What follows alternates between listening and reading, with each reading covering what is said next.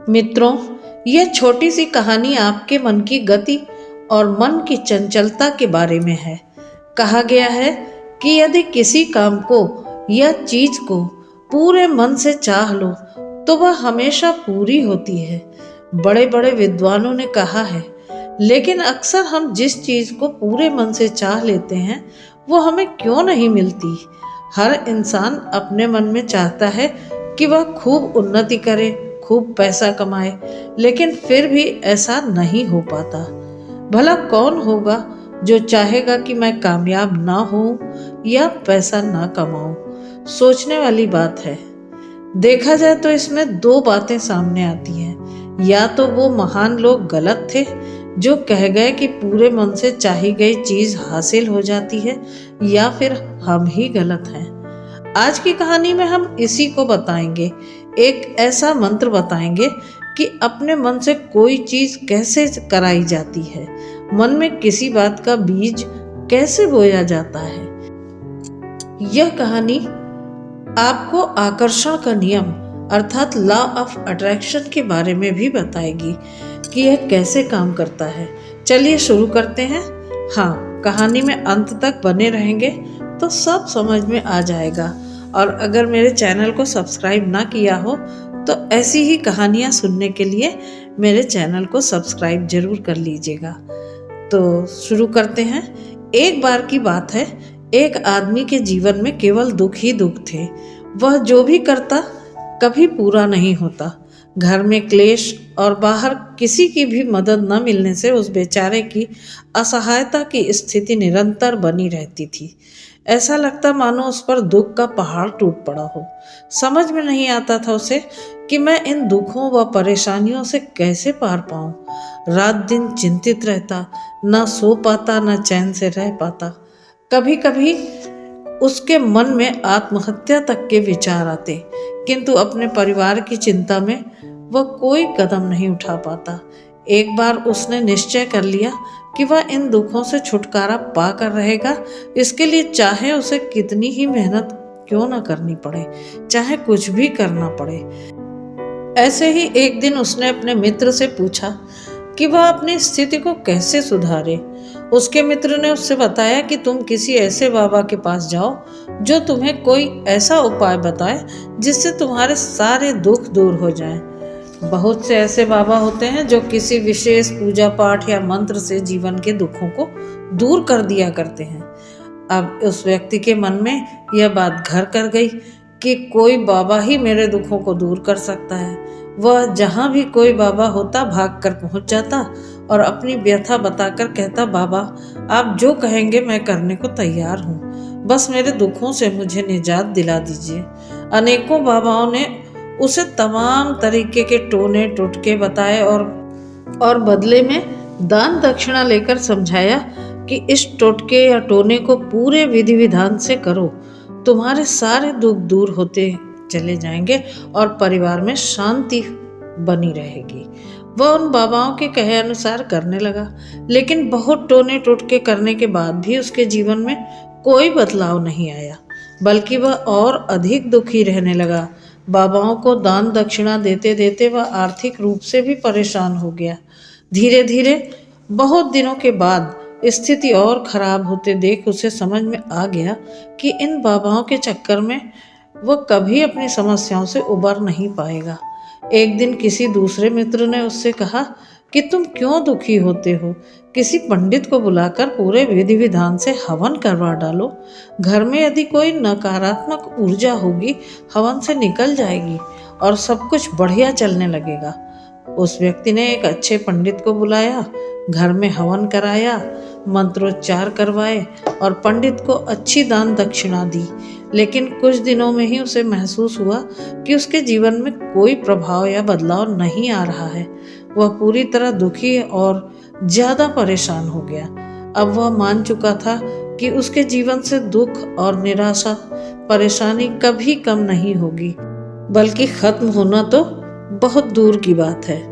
वह जब बहुत परेशान था तभी उसके एक अन्य मित्र ने एक ऐसे बाबा के बारे में बताया जो समस्याओं का समाधान बताते हैं और बदले में कोई दान दक्षिणा भी नहीं लेते।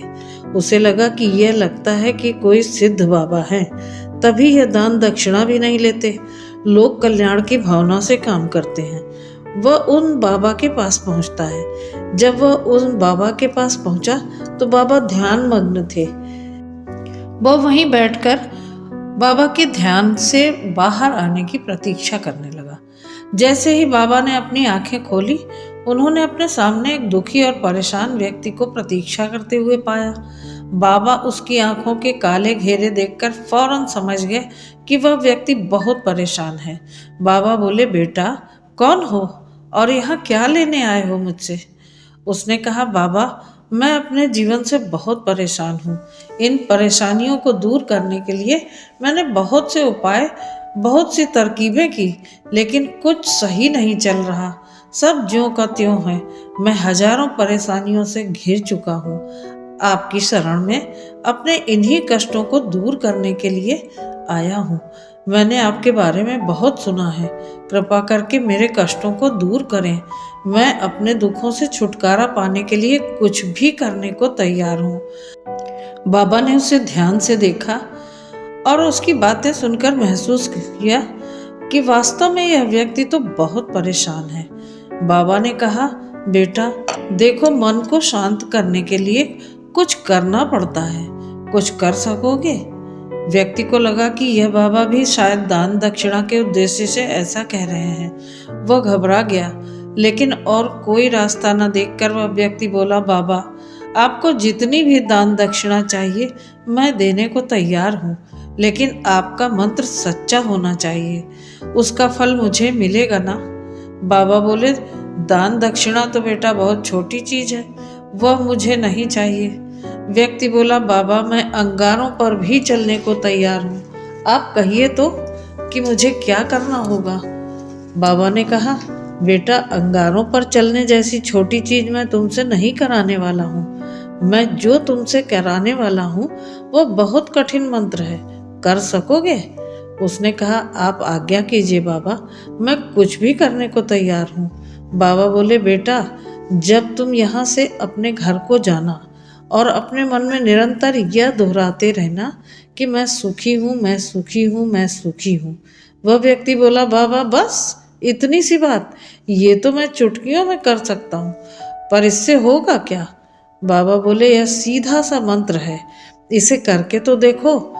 वैसे भी तुमने ना जाने कितने उपाय किए हैं, ये तो बस एक छोटा सा मंत्र है जिसे तुम खुद कह रहे हो कि तुम आसानी से कर सकते हो। वह बोला, ठीक है बाबा, इसमें क्या है, मैं कर लूँगा। वह व्यक्ति बाबा को प्रणाम करके जाने को मुड़ा। उसके 2 कदम बढ़ते ही बाबा ने उसे रोकते हुए कहा, देखो बेटा, जब तुम यह मंत्र पढ़ रहे होगे तब किसी बंदर का ख्याल बिल्कुल भूल कर भी मत करना। वह हंसकर बोला, बाबा आज तक तो मुझे कभी किसी बंदर का विचार मन में नहीं आया, तो आज कैसे आ सकता है? आप चिंता मत कीजिए। यह कहकर वह घर की ओर चल पड़ा। मैं सुखी हूँ, मैं सुखी हूँ, मैं सुखी हूँ, मन में दोहराता हुआ वह जा ही रहा था कि अचानक उसके मन में बंदर का विचार आने लगा। वह एकदम से परेशान होकर सोचने लगा कि आज तक तो कभी मुझे बंदर का विचार आया ही नहीं था। ये आज अचानक मुझे बंदर क्यों याद आ रहा है? और वह इसी परेशानी में काफी देर रहने के कारण भूल गया कि वह क्या मंत्र पढ़ रहा था। फिर याद करके वह फिर से वह मंत्र पढ़ने लगा कि मैं सुखी हूँ, मैं सुखी हूँ। तभी अचानक रास्ते में उसके सामने एक बंदर आ गया। उसे देखकर वह फिर अपना मंत्र भूलकर बंदर के विचार पर अटक गया। किसी प्रकार जैसे तैसे फिर वह मैं सुखी हूँ, मैं सुखी हूँ मंत्र पढ़ने लगा, लेकिन रह रहकर उसे बाबा की यह बात कि बंदर का विचार मत करना और बंदर का अचानक मिलना कैसे हुआ, ये सब यही विचार भटका रहे थे। वह कोशिश करके भी पूरे मन से मैं सुखी हूँ, मैं सुखी हूँ नहीं जप कर पा रहा था। खैर जैसे तैसे वो घर पहुंचा और घर पहुंचने के बाद उसके मन में बाबा की बातें, बंदर से रिलेटेड और अब बंदर का मिलना ये संयोग था या ऐसी कोई माया थी, इन सब चीज़ों में वो इतना ज़्यादा उलझ गया कि बिल्कुल वो समझ ही नहीं पाया कि वो क्या कह रहा है और क्या सुन रहा है, और उसको बहुत तेजी से भूख लगी हुई थी। वो पत्नी से बोला, अरे बंदरिया, जरा मुझे बंदर परोस दो, बड़े जोरों की भूख लगी है। पत्नी ने उसकी हालत को बड़े आश्चर्य से देखा। तभी उसे महसूस हुआ कि अरे, ये आज मैंने क्या बोल दिया, और वह परेशान होकर अपने बाल नोचने लगा। उसने सोचा, ये मुझे क्या हो गया, जहां आज तक मुझे कभी किसी बंदर का विचार तक ना आया था, वहीं आज मेरे दिमाग में बंदर ही बंदर का ख्याल आ रहा है। ये कैसी माया है। इसी टेंशन में वो रात में ठीक से सो भी नहीं पाया। सुबह उठकर वह सीधा उन्हीं बाबा के पास गया और बोला, हे बाबा, ये कैसी माया है, जहाँ मैंने कभी किसी बंदर के बारे में सोचा तक नहीं था, वहीं कल से जब से आपने बंदर का विचार मन में लाने से मना किया है, तब से मेरे मन में बंदर ही बंदर के विचार आ रहे हैं। ये क्या हो गया है मुझे बाबा? मुझे तो अभी भी लग रहा है कि जैसे आपके पीछे पेड़ में कोई बंदर बैठा केले खा रहा है। यह सुनकर बाबा बहुत हंसे और बोले, हाँ हाँ हाँ बेटा, मन का ही ये जाल है। जब तुम मेरे पास आए थे तब भी ये बंदर पेड़ों पर घूम रहे थे, लेकिन तब तुम्हारे ध्यान में केवल दुख ही दुख थे, ये बंदर नहीं थे, क्योंकि इनकी तरफ तुमने ध्यान ही नहीं दिया था। बाबा ने उसे बताया कि बेटा, हमेशा जिस चीज़ से दूर भागना चाहते हैं वो चीज़ बहुत गहरे से हमारे मन में प्रवेश कर जाती है और हमारे अंतर मन में बैठ जाती है।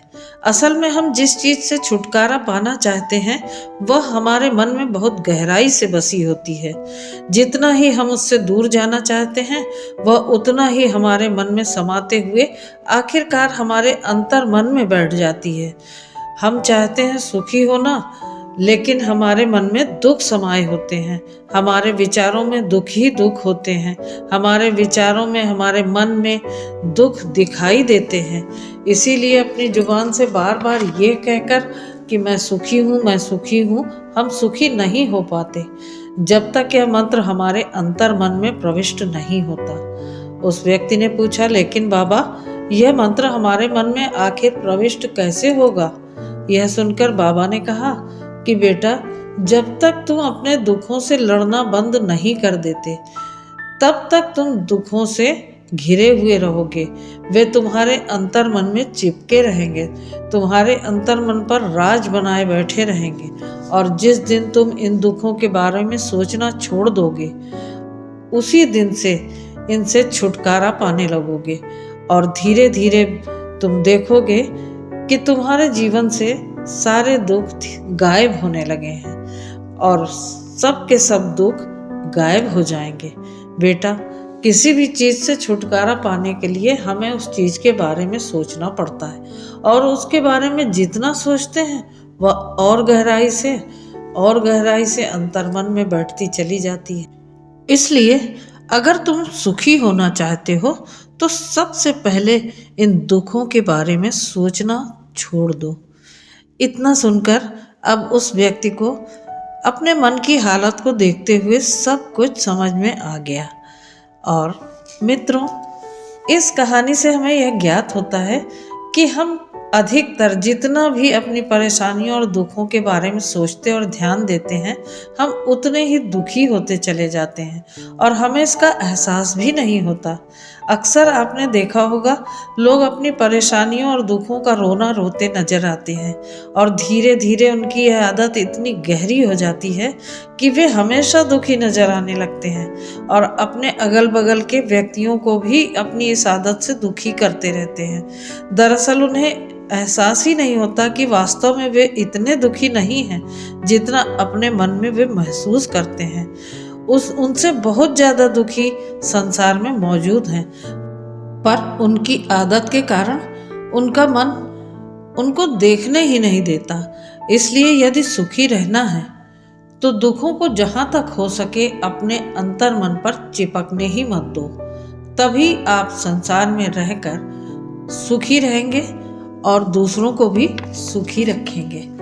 तो मित्रों, आपको ये मेरी कहानी कैसी लगी कमेंट करके मुझे ज़रूर बताइएगा। फिर मिलते हैं अगले वीडियो में एक नई कहानी के साथ। तब तक के लिए आप सभी अपना ख्याल रखिएगा और आप सभी को मेरा नमस्कार।